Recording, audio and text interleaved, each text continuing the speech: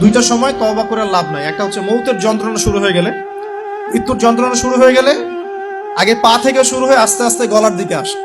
হাদিসে যেমনটা এসেছে, সূরা ওয়াকিয়ার মধ্যেও আছে যে পায়ের দিক থেকে যন্ত্রণা শুরু হয়ে আস্তে আস্তে আস্তে আস্তে এই গলার দিকে আসে, এবং আত্মাটা গলার এখানে যখন চলে আসে, এখান থেকে মালাকুল মউত আত্মাটাকে নিয়ে চলে যায়।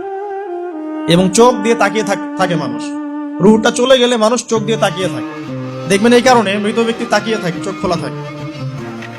এবং তখন আসমান থেকে সিঁড়ি নামিয়ে দেওয়া হয়, ওই সিঁড়িতে করে আত্মা চলে যাচ্ছে, ও তাকিয়ে দেখে যে আত্মা চলে যাচ্ছে। এবং মানুষ মারা যাওয়ার পরে চোখ জীবিত থাকে অনেকক্ষণ।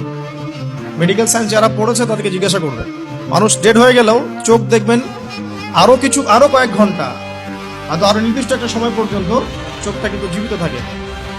এই জন্য চোখ বন্ধ করে দিতে হয়। যাই হোক, যেটা বলছিলাম যে মৌতের যন্ত্রণা শুরু হয়ে গেলে তওবা করে লাভ নাই, তওবার দরজা বন্ধ।